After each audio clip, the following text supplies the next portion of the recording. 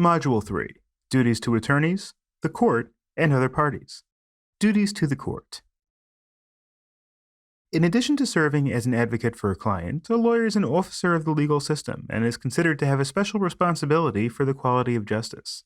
As such, lawyers have duties to the court which are intended to ensure that lawyers avoid conduct that undermines the integrity of the adjudicative process. First, there is the duty of candor. A lawyer may not make a false statement regarding facts or the law to the court. Likewise, the lawyer has a duty to correct any such false statements of law or fact that the lawyer had previously made to the court. This includes a prohibition on offering evidence that the lawyer knows is false. If a lawyer comes to learn that his client or a witness called by his side has offered false evidence, the lawyer must take reasonable steps to remedy the false evidence, including disclosing it to the tribunal. If a client insists that her lawyer assist her in presenting false evidence or committing perjury in court, the lawyer must inform the client that should she persist in giving false evidence, the lawyer must disclose this fact to the court. The duty of candor also includes an affirmative duty on the lawyer to disclose to the court any controlling legal opinion adverse to the position of his client, if opposing counsel has not already disclosed it. While lawyers have the duty of reasonable diligence in advocating for their clients' interests, they are not obligated to press for every possible advantage on behalf of their clients. One limit on the extent of the lawyer's advocacy is the duty to only present meritorious claims and contentions to the court. This means that a lawyer may not initiate a proceeding or assert or defend a claim unless there's a basis in law and fact supporting the claim, which is not frivolous. While there's no definition of what's considered a frivolous claim or contention, the duty to make meritorious claims does not mean that a lawyer must have hard supporting evidence for all facts presented. Likewise, the lawyer is permitted to make assertions which he expects will become more fully developed through the discovery process and other means of investigation, as for example in a complaint which initiates a lawsuit. At the same time, lawyers must inform themselves about the relevant law and applicable facts to determine whether they can make good faith claims in support of their client's positions. A claim or action is frivolous if the lawyer cannot make a good faith argument that the claim is supported by law and fact. When controlling law does not support the position of a party, the lawyer may argue that the existing law should be extended, modified, or reversed if the argument is made in good faith. Note that an argument can be made in good faith and not be considered frivolous, even if the lawyer believes that the argument will not ultimately succeed. The duty of meritorious claims applies to all court proceedings. However, the rules of professional conduct recognize that since cases involving allegations of criminal activity can lead to incarceration, defense attorneys may defend the proceedings to require that each element of the criminal charge is proved. In other words, a defense attorney may defend a man that she knows is guilty. While she should not make outright false statements, she can certainly do everything possible to hold the prosecution to its standard of proof and to argue that the prosecution has not met its burden. In addition to the ethical rules, federal and state rules require that claims and defenses presented by lawyers must be warranted by existing law or by non-frivolous arguments for extending, modifying, or reversing existing law, or for establishing new law. A violation of this requirement can lead to sanctions on the lawyer or law firm responsible for the violation, including fines and orders to pay lawyers' fees and court expenses of the opposing party. However, these rules also provide a period of time known as a safe harbor, in which a lawyer may avoid sanctions by withdrawing or correcting frivolous arguments or claims. Duty to other parties. As members of the legal profession and officers of the legal system, lawyers owe a duty not only to their clients and to the court, but to opposing parties and opposing counsel as well. Generally, a lawyer may not hinder an opposing party's access to evidence, improperly influence witnesses, or employ obstructionist tactics during the discovery process. Since documents and other forms of evidence are essential to establish a legal claim or assert a defense, all parties to a legal matter have the right to obtain relevant evidence. As such, the rules of professional conduct prohibit altering, concealing, or destroying evidence pertinent to the matter at hand. In addition to being contrary to a lawyer's ethical obligations, destruction of evidence and falsifying evidence are criminal offenses, usually labeled obstruction of justice.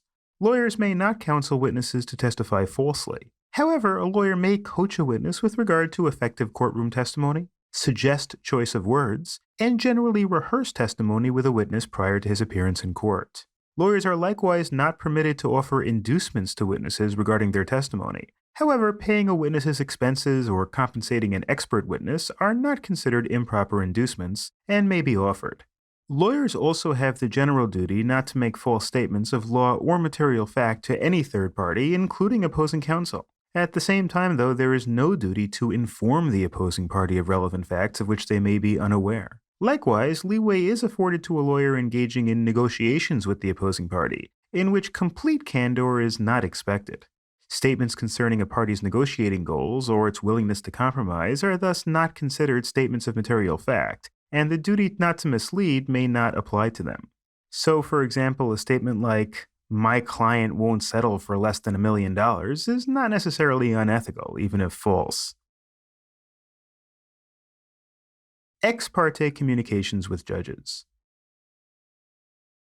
The legal system is predicated on impartial justice and open access for all parties to a judicial proceeding. As such, there are rules which limit how lawyers may interact and communicate with judges presiding in the case at issue between the parties.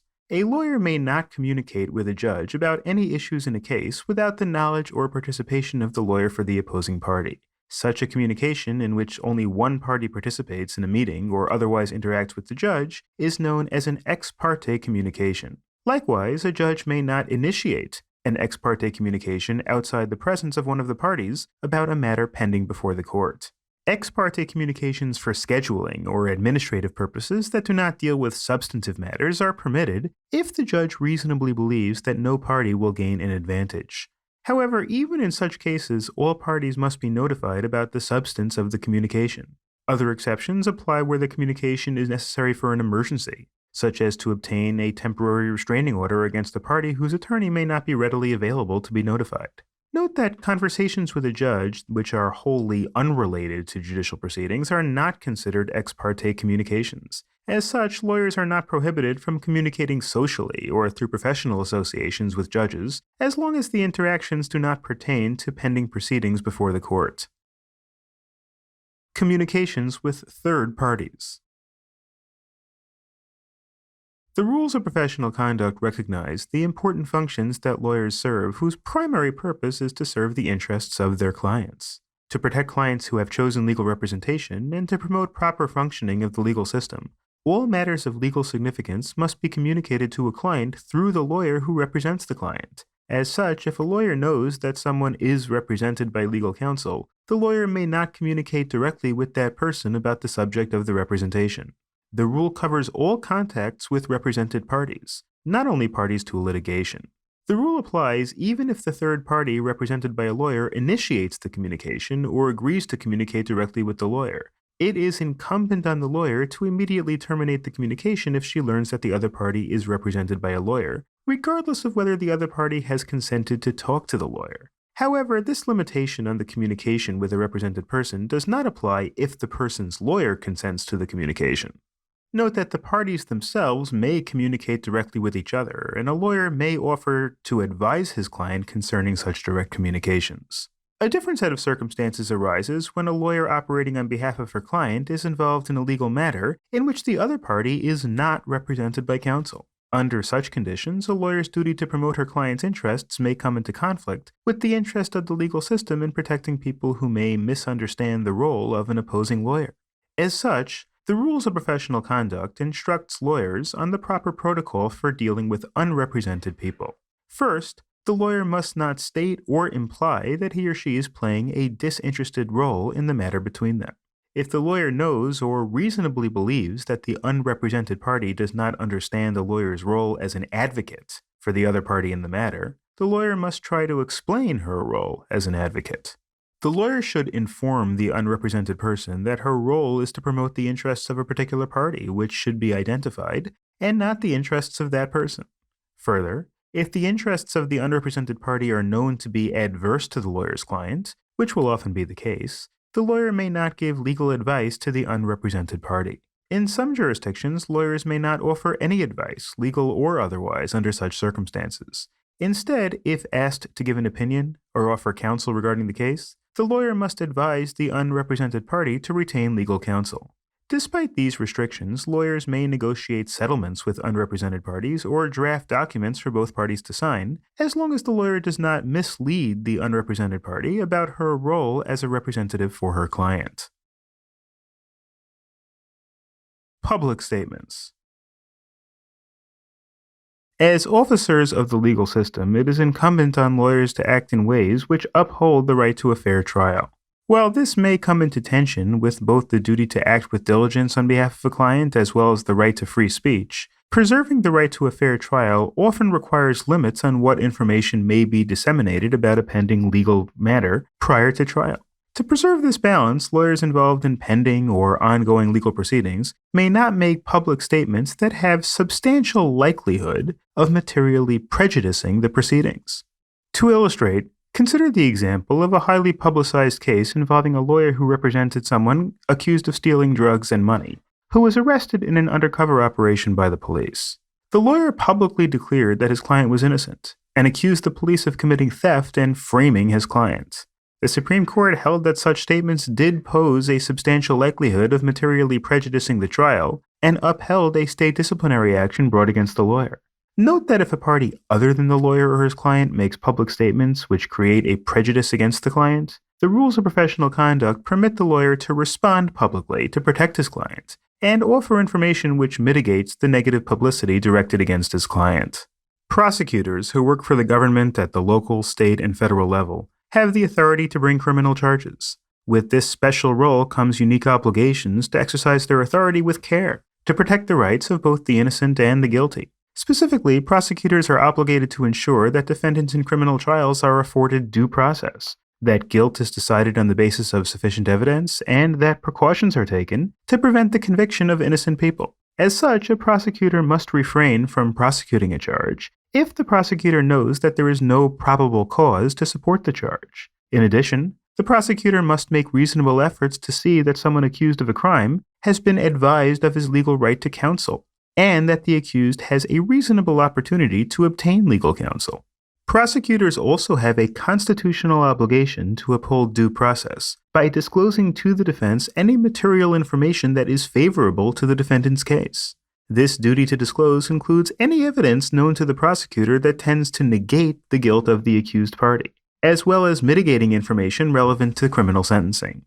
If, after a conviction, a prosecutor learns of new material evidence that suggests that a convicted party did not commit the crime, the prosecutor must disclose the evidence to the defendant and investigate further to determine whether the defendant was convicted of an offense he did not commit. If the new evidence demonstrates clear and convincing evidence of innocence, the prosecutor must disclose this to the court and take steps with the court to set aside the conviction. In our next module, we'll look at the conflicts of interest rules that govern multiple representations and other situations that could cause conflicting loyalties, and which rules are corollaries to the attorney's duty of loyalty.